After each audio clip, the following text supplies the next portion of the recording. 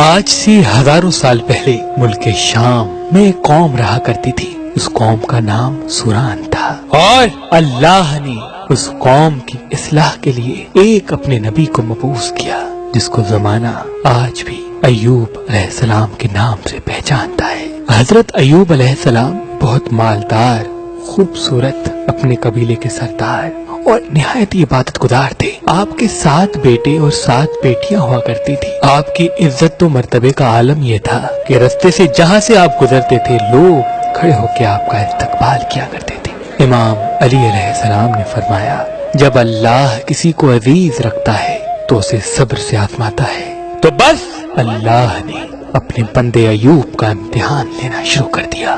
حضرت ایوب علیہ السلام کی ساری اولاد مر گئی اور ساری دولت ختم ہو گئی، اور اس کے ساتھ ساتھ اللہ نے ایوب کو ایسی بیماری دے دی جس میں ایوب علیہ السلام کا گوشت گلنے لگا، یہاں تک کہ ہڈیاں تک آشنا ہونے لگی۔ بس دنیا نے اپنا روپ بدلنا شروع کر دیا۔ وہ لوگ جو ایوب علیہ السلام کی عزت کیا کرتے تھے، کھڑے ہو کے استقبال کرتے تھے، وہ لوگ حضرت ایوب علیہ السلام کی توہین کرنے لگے، یہ کہنے لگے کہ اللہ اس سے ناراض ہے، اللہ کا عذاب ہے ایوب پر، یہ کوئی نبی نہیں، یہ کوئی نبی نہیں بلکہ ایک بے انتہا گناہگار انسان ہے۔ یہاں تک کہ ایوب علیہ السلام سے کوئی بات تک نہیں کرتا تھا۔ اللہ کا نیک نبی مطمئن رہا اور مسلسل اللہ کا ذکر، اللہ کا شکر کرتا رہا۔ لوگوں نے یہ فیصلہ کیا کہ جو بیماری ایوب کو ہے، ایسا نہ ہو کہ ہمارے بچوں کو ہو جائے، اٹھاؤ ایوب کو، اسے ہمارے محلے میں رہنے کا کوئی حق نہیں۔ بس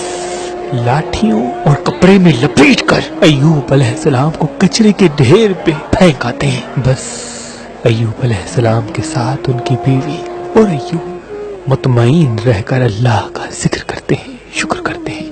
جب کھانے کے لیے کچھ نہ بچا تو ایوب علیہ السلام کی زوجہ لوگوں کے گھروں میں جا کر کام کیا کرتی تھی۔ وہ جو تھوڑی سی اجرت ملتی تھی اس میں سے حضرت ایوب علیہ السلام کا علاج کراتی تھی۔ لیکن ایوب علیہ السلام اللہ کے ذکر و شکر میں مصروف رہے۔ تاریخ میں لکھا 12 ماہ یا 18 ماہ مسلسل ایوب علیہ السلام کی بیماری بڑھتی رہی۔ ایک دن آپ کی زوجہ نے کہا، اے اللہ کے نبی، آپ اللہ سے دعا کیوں نہیں کرتے کہ اللہ آپ کو شفا عطا کرے؟ حضرت ایوب نے مسکرا کے کہا، مجھے یہ بتاؤ، ہم نے خوشحالی میں کتنے برس گزارے؟ ان کی بیوی نے کہا کہ تقریباً 80 سال۔ تو آپ رونے لگے اور کہا، 80 سال تک خوشحال رہے تو خوش تھے، ابھی 1 سال سے اللہ نے امتحان لیا تو میں ہمت کو ختم کر دوں؟ جب تک اللہ اپنے بندے کو آزمانا چاہے میں امتحان دوں گا۔ یہاں تک کہ حضرت ایوب علیہ السلام کے جس جسم پہ زخم ہوا کرتے تھے اس میں کیڑے پڑ گئے۔ اگر کوئی کیڑا گر جاتا تھا، ایوب علیہ السلام اس کو اٹھا کے اپنے جسم پہ رکھ دیتے تھے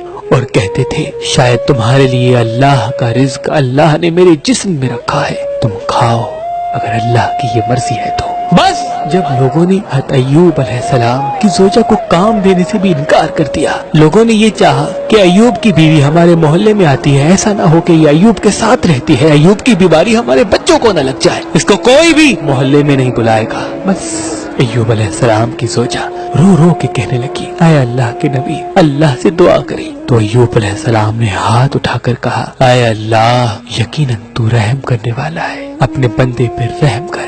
بس یہ کہنا تھا تو آواز غائب آئی، ایوب اپنا پاؤں زمین پہ مارو، وہاں سے چشمہ نکلے گا، اس سے نہاؤ۔ بس ایوب علیہ السلام نے اپنا پاؤں زمین پہ مارا، وہاں سے چشمہ نمودار ہوا۔ ایوب علیہ السلام نے جیسے ہی اس پانی کو اپنے جسم پہ لگایا، اللہ کے فضل و کرم سے ایوب علیہ السلام کی بیماری ختم ہو گئی اور وہ پھر سے جوان ہو گئے، اور اللہ نے آسمان سے سونا برسانا شروع کر دیا، اور اللہ نے ایوب علیہ السلام کی بیوی کو بھی جوانی بخش دی، اور 23 بیٹے اور 27 بیٹیاں عطا کی، اور وہ پہلے سے زیادہ خوشحال و شادمان ہو گئے۔ بے شک اللہ اپنے بندوں پہ رحم فرمانے والا ہے۔ اللہ کے محبوب حضرت محمد مصطفیٰ صلی اللہ علیہ وآلہ وسلم نے فرمایا، زندگی میں جب بھی امتحان آئے تو ایوب علیہ السلام کے امتحانات کو یاد کرنا، اور یہ یقین رکھنا کہ زندگی کا اصل نام امتحان ہے۔ جو اللہ کے جتنا قریب ہوگا، اللہ اسے اتنا ہی امتحان سے آزمائے گا تاکہ جنت میں اسے عظیم مقام عطا کر سکے۔ بے شک وہ عدل فرمانے والا ہے، وہ عدل فرمانے والا ہے۔